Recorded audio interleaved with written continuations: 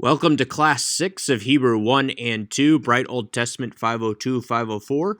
Today we're going to be looking at construct relationships, which is unique to Semitic languages, a little different than we see in English with the relationships between nouns. So let's dive in. We do not really have construct relationships in English. Instead, we add the word of, which is technically a genitive type of relationship. Thus, we have the city of Chicago, the shield of faith, the servant of the king. You'll notice that all of these words are nouns. And so what we are talking about today is the relationship between two or more nouns, where one noun modifies or defines another noun. The same is true of adjectives, but adjectives, as we have already discussed, have their own relationships to nouns, whether attributively or predicatively.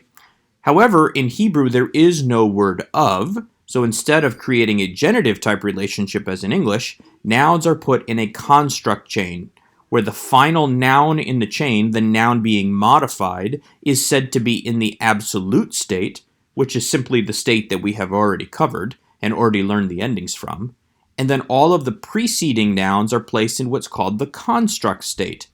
Thus we have here at the bottom of the slide, Eved HaMelech, which means the servant of the king. Eved is in a construct state, HaMelech is in the absolute state. Now you may look at Eved and say, well, that's also in the absolute state. And you would be correct, because the absolute state and the construct state for the masculine singular are exactly the same. However, the fact that these two words are next to each other, and as we will see in the biblical text itself marked with particular accent marks, we know that Eved goes with HaMelech, servant of the king.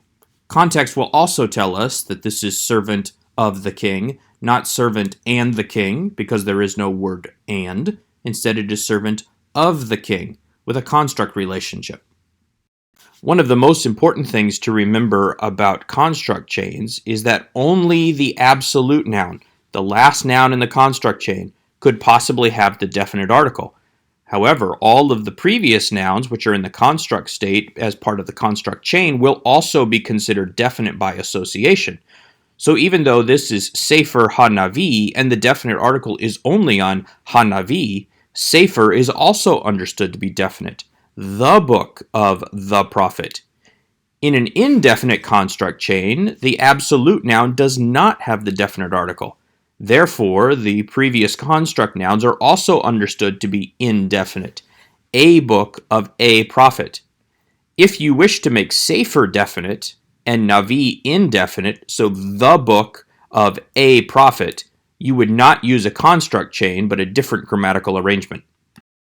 A construct chain may actually have multiple nouns in construct. Again, only the last will be absolute, and the definite article on the absolute noun will determine if the remaining nouns in construct are also definite. Thus we have Eved Achi HaMelech, the servant of the brother of the king. Eved is actually in construct to brother, which is in construct to the king, HaMelech. And since HaMelech has the definite article, the rest of the words in the construct chain are understood to be definite. The servant of the brother of the king. Occasionally, adjectives will find their way into a construct chain, and again, they will agree with the noun that they modify in gender, number, and definiteness. However, sometimes it is ambiguous as to which noun the adjective is defining, in which case context will have to tell us. So, for instance, in Psalm 48, chapter 2, we have Kiryat Melech Rav, which could be translated as city of a great king, or a great city of a king. How do we know if Rav goes with Melech, great king, or if Rav goes with Kiryat, great city? Well, the city is Zion in Psalm 48:2, and so we know that this is probably city of a great king. In fact, in context, even though there is no definite article, city of the great king, because it is Mount Zion and home to David and the place where the temple dwells, and so also the dwelling place of God, the great king of the entire world.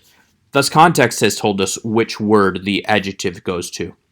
Sometimes, however, it can be, admittedly, somewhat ambiguous and difficult to tell. As an aside, remember that nouns can be made definite in three ways. One, if they have the definite article, so ha malka. 2, if it has a pronominal suffix, as in avi, my father, thus defining whose father it is. It's definite because it is my father. So it is the house of my father, Beit Avi, even though neither has the definite article. And finally, if it is a proper noun, as in Shamuel, Samuel, the servant of Samuel, Eved Shamuel. Even though Shamuel does not have the definite article, Eved is understood to be definite because it is in the construct relationship with a definite noun. The construct ending of nouns is not all that different from the absolute ending of nouns. In the feminine singular, we have comets he, and occasionally we have tav. In the construct endings, we will always have tav. The absolute and the construct states for the feminine plural are identical, ot. Masculine singular is also identical because there is nothing in the singular with the construct state or the absolute state. The major difference is in the masculine plural. In the absolute state, we have hirik yod mem, whereas in the construct we have sere yod, as though the mem has dropped off and the hirik has lengthened to a sere. Another way to recognize construct relationships is that all the construct nouns will have reduced vowels. This is because, technically, construct nouns have minimal accent or tone. The accent or tone is found on the final word, the absolute noun. This absence of tone causes all the vowels to change accordingly. So, for instance, we have the word davar, which becomes davar with a shva and a patak. The initial komets of davar has reduced to a shva because now the komets is too far away from the tone syllable. The second komets has reduced to a patak because that is no longer the accent syllable, and now we have a closed syllable that is unaccented, preferring a short vowel. You can see the other vowel changes that take place accordingly in the word Torah, in Torat, where again the komets has reduced to a patak. Avi has again reduced to avi, where the komets has reduced not to a shva but to a compound shva because the aleph is a guttural. In monosyllabic nouns with changeable long vowels, the long vowel will reduce to the corresponding short vowel as it reduces. So Sere becomes Segol, Holam becomes Kametz Hatuf. Kol with a Kametz Hatuf is very common. We more often see Kol with a Holam, but we need to recognize that Kol with the Kametz Hatuf is still pronounced as Kol, because this is a short O, a reduction of the Holam. Of course, there are exceptions to every rule, and here are a number of important exceptions to the construct pattern in Hebrew. Av, father, and ach, brother, take a hirik yod instead of a sere yod. Now we might get confused and think that this says my father and my brother, but the vowel reduction reminds us that we have a construct relationship going on. Rather than a komets under the aleph, we have the compound shva. The same is true of the word house and spring, bayit and ayin. Instead of vowel reduction, the vowel actually lengthens. So instead of a hirik under the yod with a patak preceding, we have a sere preceding the yod. So beit and ain, two very common examples of construct.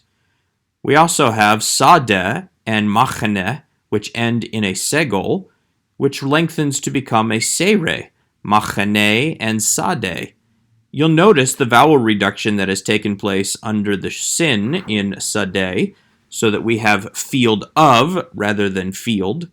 Camp of does not show any pattern of vowel reduction, but the lengthened sere indicates that this is still a construct relationship. Again, here are the construct noun endings. Be sure to become familiar with this chart so that you can recognize the construct noun endings within the text. Well, believe it or not, we are already at the end of this day's lesson.